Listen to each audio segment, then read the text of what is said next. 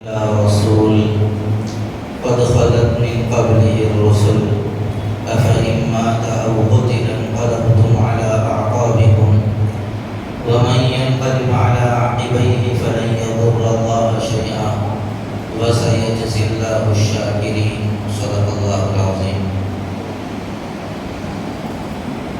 قابل قدر معزز بھائیوں، بزرگوں،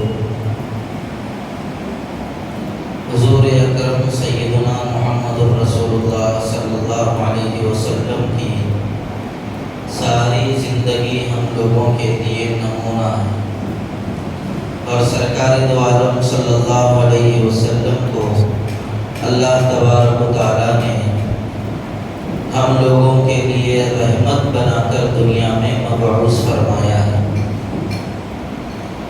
حضور علیہ السلام کے دنیا میں تشریف لانے سے پہلے دنیا ایک ایسے دور سے گزر رہی تھی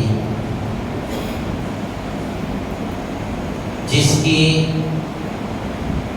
بربادی اور اس کی خرابی کی ایک تاریخ ہے۔ لوگ انسان کے نام پر حیوان بن چکے تھے اور لوگوں کے اندر سے انسانیت بھی ختم ہو چکی تھی۔ نام کے انسان تھے اور کام پورے حیوانوں کی طرح تھے۔ چھوٹی چھوٹی باتوں پر لڑائی جھگڑا شروع کر لیا کرتے تھے اور ان کے جھگڑے ایک لمبے عرصے تک چلا کرتے تھے، بلکہ مرتے وقت اپنی اولاد کو وصیت کرتے تھے کہ ہماری لڑائی ان سے ہے، ہمارے بعد تم اپنی لڑائی کو جاری رکھنا۔ میرا اونٹ بعد میں پانی کیوں پیا، اس کا اونٹ پہلے پانی کیوں پی لیا، اس پر بھی جھگڑا شروع ہو جاتا تھا۔ عورتوں کی کوئی عزت نہیں تھی، بچیوں کو خود اس کا باپ زندہ دفن کر دیا کرتا تھا۔ انسانیت نام کی کوئی چیز نہیں تھی۔ ایک صحابی کے بارے میں انہوں نے خود حضور اکرم صلی اللہ علیہ وسلم کے پاس آ کر کہا، یا رسول اللہ، زمانے جاہلیت میں میرے سے ایک ایسی غلطی ہو گئی جس کا افسوس مجھے اب تک ہے، اور اپنا واقعہ سنایا۔ میں ایک سفر پر گیا، میری بیوی حاملہ تھی، لیکن جب میں واپس آیا تو میری اولاد کا مجھے پتہ نہیں چلایا گیا۔ اس کے بعد میں جب واپس آیا تو ایک بچی تھی، وہ ہمارے گھر کے آنگن میں آ کر کھیلا کرتی تھی۔ میرا اس سے دل لگ چکا تھا اور میں اس سے محبت کرنے لگ گیا تھا۔ وہ بچی بہت زیادہ مجھ سے بھی محبت کرتی تھی، اور وہ بچی ذری جیسے بڑی ہوتی جاتی میری محبت اس کے ساتھ اور زیادہ ہونے لگتی تھی۔ تو مجھے پتا چلا ایک دن کہ دراصل وہ لڑکی پڑوس کی نہیں، دراصل وہ میری ہی بیٹی ہے۔ تو وہ صحابی کہتے ہیں، مجھے سماج کے بارے میں اتنا زیادہ ڈر محسوس ہوا کہ لوگ مجھے کیا کہیں گے کہ یہ بچی کو پال رہا ہے، لوگ مجھے کہیں یہ تانا نہ دے دیں۔ اس ڈر سے میں نے اس بچی کو اپنے ساتھ لیا اور کہا کہ چلو ایک جگہ چلیں گے، اور اس پورے ایک میدان کے اندر میں اس کو لے گیا۔ میں گڑھا کھودتا جاتا تھا کدال سے، اور وہ بچی میری مدد کی غرض سے اس کی مٹی کو ہٹاتی جاتی تھی، اور یہاں تک کہ گڑھا کھد گیا تو میں نے اس بچی کو اٹھا کر اسی گڑھے میں ڈال دیا، اور میں نے اس مٹی کو اس بچی کے اوپر جب ڈالا تو اس بچی نے کہا، ابا جان، میرا قصور کیا ہے؟ آپ مجھے کس لیے دفن کر رہے ہیں؟ آپ کہیں گے تو میں کبھی آپ کی نظروں کے سامنے نہیں آؤں گی، آپ مجھے چھوڑ دیجیے۔ لیکن میرے دل کے اوپر اتنی سختی تھی کہ میں نے جب تک اس کو زندہ دفن نہیں کیا، میں نے چین کی سانس نہیں لی۔ زندہ باپ اپنی زندہ بچی کو زندہ دفن کر دیتا تھا. اتنی زیادہ جہالت اس وقت زمانے میں عام. لیکن سرکار دو عالم صلی اللہ علیہ وسلم نے لوگوں کے دلوں پر محنت کی. سب سے بڑا کام جو حضور اکرم صلی اللہ علیہ وسلم نے کیا وہ مردہ دلوں کو زندہ کرنے کا کام حضور نے کیا. مرجھائے ہوئے دلوں کو سرکار عالم صلی اللہ علیہ وسلم نے بہار بخش دی. انسانیت کو انسانیت کا درس حضور نے دیا. انسان کے روپ میں حیوان بنے لوگوں کو صحیح معنی میں انسان حضور نے بنایا تھا. بڑی محبتیں دی حضور نے لوگوں. دشمنوں کو گلے سے لگایا, دوستوں کو قریب کیا, پرائیوں کو اپنا بنایا, زخم کھا کر بھی دعائیں دی, گالیاں دینے والوں کے اوپر پھول برسائے, دور ہونے والوں کو قریب کیا, اپنے پرائیوں کا فرق مٹا دیا. کلمے کی بنیاد پر چاہے وہ اعلیٰ خاندان کا ہو چاہے وہ نچلے خاندان کا ہو, اعلیٰ نچلے درجے کا فرق مٹا دیا. ورنہ جو عربی تھا وہ عجمی کے اوپر اپنی فضیلت بتاتا تھا. گورا کالے سے زیادہ اپنے آپ کو اچھا بتایا کرتا تھا. مالدار غریبوں کے اوپر اپنی حیثیت کی وجہ سے ظلم کیا کرتے تھے. حضور اکرم صلی اللہ علیہ وسلم نے فرمایا کسی گورے کو کالے کے اوپر کوئی فضیلت نہیں ہے, کسی عربی کو عجمی کے اوپر فضیلت حاصل نہیں ہے. الا بالتقوی, جو تقوی میں سب سے آگے بڑھے گا اللہ کے نزدیک وہی سب سے بڑا مقام والا ہے. ان اکرمکم عند اللہ اتقاکم, اللہ کے نزدیک سب سے زیادہ باعزت وہی ہے جو سب سے زیادہ متقی. سارے فرق اونچ نیچ کے حضور علیہ السلام نے مٹا دیے, سب کو ایک پلیٹ فارم پر لا کر کھڑا کیا. بلکہ حجۃ الوداع کے موقع پر حضور نے سرعام اعلان فرمایا الا ان امر الجاہلیت تحت قدمی موضوع. حضور نے فرمایا جاہلیت کے تمام رسومات تمام طریقے میرے پیروں کے نیچے رون دیے گئے ہیں. اب جاہلیت کا کوئی طریقہ نہیں چلے گا, کوئی کسی کو قتل نہیں کرے گا. حضور علیہ السلام نے اتنی زیادہ محنت فرمائی. حجۃ الوداع کے موقع پر ساری انسانیت کو حضور علیہ السلام نے اپنے پیغام رسالت کو عام کرنے کی اور اس کو اپنانے کی تعلیم دی. فتح مکہ کے موقع پر حضور اکرم صلی اللہ علیہ وسلم نے جب صحابہ یہ اعلان کر رہے تھے الیوم یوم الملحمہ, آج بدلہ لینے کا دن ہے, جن جن لوگوں نے ہم کو یہاں مکے میں ستایا تھا چن چن کر ان کو بدلہ لیں گے. حضور نے فرمایا ایسے موقع پر الیوم یوم المرحمہ, آج بچنے کا دن نہیں ہے, آج تو رحم کا دن ہے, آج تو معافی کا دن ہے. اذهبوا وانتم الطلقاء, آج تم سب کے سب آزاد ہو, ہم کسی کے اوپر کوئی بدلہ لینے کا کام نہیں کریں گے, سب کے لیے معافی کا حضور علیہ السلام نے اعلان کر دیا. جو روزانہ حضور کو تکلیف پہنچاتے تھے, تکلیف نہیں پہنچانے کی وجہ سے حضور نے ان کو یاد کیا, ارے وہ کہاں ہیں, ان کی وجہ سے مجھے آج تکلیف نہیں ہوئی, وہ اس کی طبیعت تو اچھی ہے یا نہیں ہے. دشمنوں کو گلے سے لگانے کا کام پیارے رسول صلی اللہ علیہ وسلم نے کیا. لیکن آج دل پر آپ ہاتھ رکھ کر بتائیے, کیا جاہلیت کے وہ سارے طریقے آج پلٹ کر نہیں آ رہے؟ حضور علیہ السلام کی محنتوں کا ہم نے گلا گھونٹ دیا ہے, جنازہ نکال دیا ہے. آج وہ جاہلیت کے سارے طریقے پھر پلٹ کے آ گئے. آج انسان نظر آتے بہت ہیں لیکن انسانیت سے کافی اور برسوں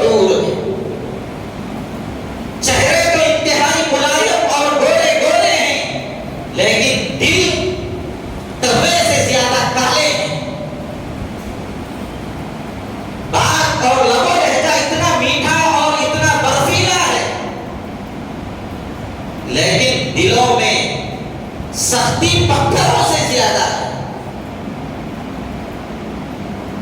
اور یہ چیز ان پڑھوں میں نہیں، پڑھے لکھے بھی اسی صف کے اندر ہیں، جاہل بھی اسی صف میں ہیں، بازے عالم بھی اسی صف کے اندر ہیں، دیندار بھی اسی لائن میں لگے ہوئے ہیں، بے دین بھی اسی لائن میں لگے ہوئے ہیں. چھوٹی چھوٹی باتوں پر جھگڑا یہ عام مزاج بن گیا ہے لوگوں. پہلے زمانے میں لوگ اس کا اونٹ میرے اونٹ سے پہلے پانی کیوں پی لیا اس پر جھگڑا کرتے تھے. اس زمانے میں ہمارے نوجوان میری گاڑی سے آگے اس کی گاڑی کیوں چلی گئی اس پر جھگڑا کر رہے ہیں. تو نے مجھے گھور کے کیوں دیکھا، تو نے میرے بازو ہاتھ کیوں بجایا. معمولی باتوں پر جھگڑا اس زمانے میں پھر عام ہو چکا. اس زمانے میں چھوٹی چھوٹی باتوں پر قتل ہوا کرتے تھے اور لوگ قتل کرنے میں جھجکتے نہیں تھے. آج بھی چھوٹی چھوٹی باتوں پر قتل ہو رہے ہیں، قتل کیے جا رہے ہیں. اور قتل کرنا اس زمانے میں بہت عام بات تھی، آج کے زمانے میں بھی قتل ایک عام بات ہو چکی ہے. چھوٹی چھوٹی جائیدادوں کے لیے 20 گز 25 گز 15 گز زمین کی کیا حیثیت ہے. اس کے لیے ایک سگا بھائی دوسرے سگے بھائی کا قتل کرنے کے لیے تیار. 5-5 ہزار روپیے پر اس زمانے میں قتل ہو رہے ہیں. جاہلیت کے وہ سارے رسوم اور سارے طریقے پلٹ کر آ گئے. کھانے میں حرام اور حلال کی کوئی تمیز نہیں رہی لوگوں کو. حلال کے ذریعے کھانا مل رہا ہے، میں پیسے کہیں حرام سے تو نہیں کما رہا ہوں، یہ احساس بھی لوگوں کے درمیان ختم ہو گیا. جاہلیت میں جس طرح ان کے پاس صرف مال آ جائے یہ بات کافی تھی، آج بھی لوگوں کا وہی مزاج ہے. چاہے وہ طریقہ حلال ہو یا حرام ہو، کسی پر ظلم ہو رہا ہو یا کوئی ہمارے آگے دب رہا ہو، کوئی احساس نہیں، بس ہمارا جیب بھر جانا چاہیے، ہمارے مال میں اضافہ ہونا چاہیے. جاہلیت کے سارے رسومات سارے طریقے پھر پلٹ کے آ رہے ہیں.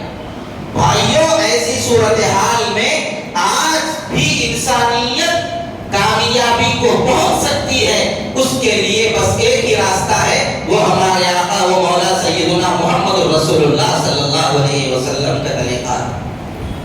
اگر آپ حضور کے طریقے کو چھوڑ کر چاہے آپ پیر سے بڑے آدمی کے طریقے کو اختیار کر لیں، یاد رکھ لیجئے یہ بات، اگر اس کا طریقہ سرکار کے طریقے سے ٹکرائے گا، آپ وقتی طور پہ اس طریقے کو اختیار کر لیں گے، آپ تو سکون پا جائیں گے، لیکن آپ کو کامیابی اس لیے نہیں مل سکتی کہ وہ طریقہ رسول اللہ صلی اللہ علیہ وسلم کے طریقے کے خلاف ہے. اس لیے طریقہ اگر کوئی اختیار کرنا ہے تو وہ صرف اور صرف رسول اللہ صلی اللہ علیہ وسلم کا طریقہ ہے. آئیڈیل اور نمونہ حضور کے ساتھ اللہ تبارک و تعالیٰ نے ہم لوگوں کے لیے بنایا ہے. اسی لیے حضور علیہ السلام کی شریعت کو اور حضور کی سنت کو اپنی زندگی میں جگہ دینے کی کوشش کریں. اور حضور کے طریقے پر عمل کرنا آسان نہیں ہے. دلوں پر چوٹ پڑے گی، چوٹ کھانا پڑے گا، اس دل کو سمجھانا پڑے گا، اس دل کو آمادہ کرنا پڑے گا، غرور سے بچنا پڑے گا، تکبر سے اپنے آپ کو گھٹانا پڑے گا، اپنی انا کو اپنے اندر سے فنا کرنا پڑے گا، تب جا کر ہم رسول اللہ کے طریقے پر آ سکتے ہیں. چھوٹے بھائی بڑے بھائی میں لڑائی ہو گئی، چھوٹے بھائی نے بڑے بھائی کو بہت برا بھلا کہا. اب بڑا بھائی دل کے اندر رکھا ہوا ہے، ایک گھر میں رہ رہے ہیں، دونوں ایک دوسرے کی صورت دیکھنے کے لیے تیار نہیں. ایسی صورتحال میں اگر ایسی دوریاں رہیں گی تو کام چلنے والا نہیں. ایسی دوریوں کو پال کر دنیا سے جانا کوئی فائدے مند چیز نہیں ہے. ایسی صورتحال میں کسی کو دل بڑا کرنا پڑے گا.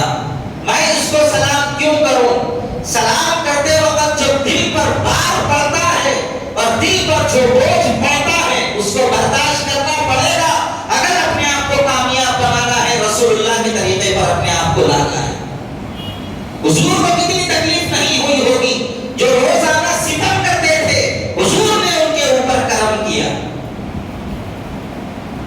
ہندا نے حضور علیہ السلام کے چچا اور دودھ شریف بھائی حضرت حمزہ رضی اللہ تعالی عنہ کو شہید کروایا، ان کا مسلح بنا دیا، ان کا سینہ چیر کر کلیجی نکال کر کچا چبایا تھا۔ ہندا نے حضور کے چچا کے کان کاٹ دیے تھے، ناک کاٹ دی تھی، آنکھ نکال دیے تھے، دیکھے جانے کے بھی لائق صورت نہیں چھوڑی تھی، لیکن فتح مکہ کے موقع پر جب وہ آئی حضور علیہ السلام کے سامنے کلمہ پڑھنے کے لیے، حضور نے ان سے یہ نہیں کہا تم نے مجھے بڑی تکلیف دی ہے، میری نظروں کے سامنے سے ہٹ جاؤ۔ سرکار عالم صلی اللہ علیہ وسلم نے ان کو بھی کلمہ پڑھا کر جہنم کے راستے سے نکال کر جنت کے راستے پہ لا کے کھڑا کر دیا۔ جس وحشی نے حضرت حمزہ رضی اللہ تعالیٰ عنہ کو شہید کیا تھا، حضور نے اس کو بھی کلمہ پڑھا کر جنتی ہونے کی بشارت دی۔ میرے بھائیوں، دل بڑا کرنا پڑے گا۔ آج ہم چھوٹے دل رکھ کر حضور علیہ السلام کے سچے غلام بن جائیں، اگر ہم اس طرح سوچیں گے تو یہ ہمارے چھوٹے دل ہمیں بڑا بننے کبھی نہیں دیں گے۔ بڑا بننے کے لیے بڑے دل کی ضرورت ہے، اور آج لوگوں کے پاس گاڑیاں بڑی ہیں، بنگلے بڑے ہیں، جائیدادیں بڑی ہیں، نام بڑے ہیں، عہدے بڑے ہیں، کردار بڑے ہیں، لیکن دل چھوٹے ہیں۔ دل چھوٹے ہیں لوگوں کے، چھوٹے دلوں کے ساتھ بڑے کارنامے انجام نہیں دیے جا سکتے۔ جن کے دل بڑے تھے، اگرچہ ان کے نام چھوٹے تھے، ان کا کردار چھوٹا تھا، وہ چھوٹے علاقوں کے رہنے والے تھے، چھوٹے چھوٹے خاندانوں میں پیدا ہوئے تھے، لیکن دلوں کی وسعت نے اللہ نے اس وسعت کی وجہ سے اللہ نے ان کو اتنا بڑا بنایا کہ خاک سے اٹھے تھے، آسمانوں پہ ان کے تذکرے ہونے لگے۔ اس لیے ہمیں بھی اپنے دلوں کو بڑے رکھنے کی ضرورت ہے، سرکار کے اخلاق کو اختیار کرنے کی ضرورت ہے، حضور کی تعلیمات کو اختیار کرنے کی ضرورت ہے، سرکار عالم صلی اللہ علیہ وسلم کی طرح اپنے آپ کو بنانے کی ضرورت ہے۔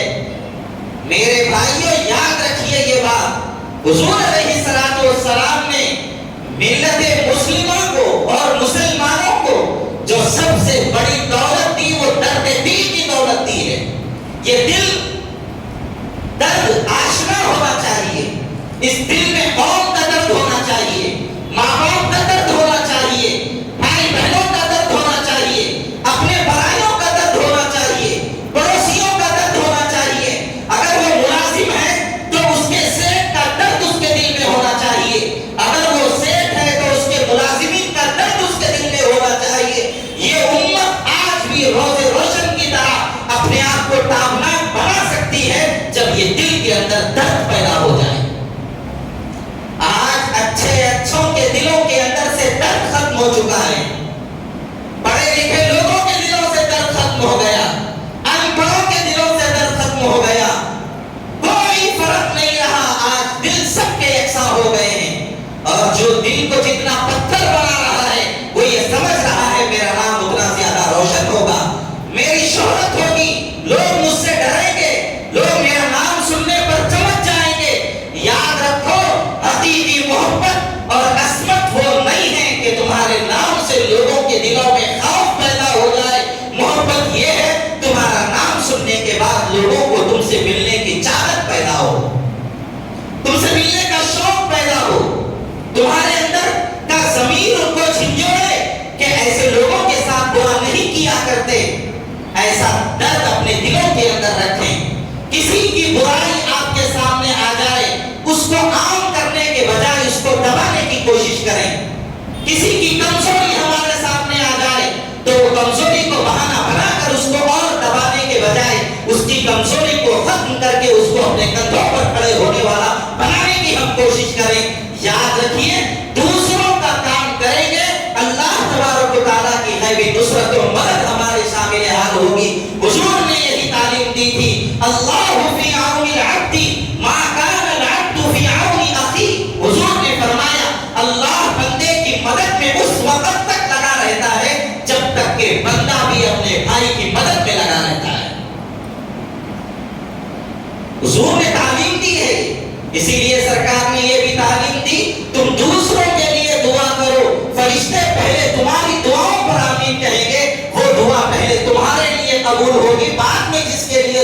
رہے ہو بعد میں اس کے حق میں قبول ہوگی. اس کی زندگی میں سارے ہم نے دیکھی ہیں. ہمارے ایک ساتھی تھے, پڑھنے میں بڑے کمزور تھے, دارالعلوم دیوبند پہنچے. وہ عالیشان ادارہ ہے, ہزاروں بچے آتے ہیں, کچھ بچوں کا وہاں پر ایڈمیشن اور داخلہ ہوتا ہے. ان سے کہا گیا ارے بھائی تم تو پڑھنے میں کمزور ہو, تم یہاں کیوں آئے ہو؟ انہوں نے یہ کہا مجھے معلوم ہے میں بہت کمزور ہوں, میرا داخلہ یہاں نہیں ہو سکتا, میں اس لیے یہاں پر آیا ہوں, میں سفر کر کے آیا ہوں. مسافر کی دعا اللہ قبول کرتا ہے. میں پڑھنے میں کمزور, مجھے پتا ہے میرا داخلہ نہیں ہوگا, لیکن میں یہاں آ کر اپنے ساتھیوں کے لیے دعا کروں گا, ان کی خدمت کروں گا اور اللہ سے یہ درخواست کروں گا اللہ میرے جتنے ساتھی یہاں پر آئے ہیں سب کا داخلہ ہو جائے. تو آپ کو سن کر حیرت ہوگی, جب داخلہ ہونے والے طلباء کا رزلٹ آیا, ان کی فہرست آئی, تو سب سے پہلا نام اس کا تھا جو پڑھنے میں سب سے کمزور تھا. دوسروں کے لیے جو دعا کرتا ہے اللہ پہلے ہے اس کے حق میں قبول کرتا ہے. دوسروں کے لیے مانگنا شروع کیجئے. جس سے آپ کو دشمنی ہے اس کا نام لے لے کر اللہ سے مانگیے. اللہ تبارک و تعالیٰ سب سے پہلے کرم آپ پر کرے گا, پھر اللہ تبارک و تعالیٰ آپ نے اس کے حق میں دعا کی ہے اللہ آپ کو بھی محروم نہیں رکھے گا. بھائیو, درد دل اپنے اندر پیدا کیجئے. درد دل کے لیے پیدا کیا انسان کو, ورنہ طاعت کے لیے کچھ کم نہ تھے کرو بیان. اللہ کی طاعت کے لیے بہت مخلوق ہے. یہ سورج, یہ ستارے, سیارے, شجر قمر, شجر حجر قمر سب اللہ تبارک و تعالیٰ کی طاعت کر رہے ہیں. اللہ کی طاعت کے لیے ہماری ضرورت نہیں ہے.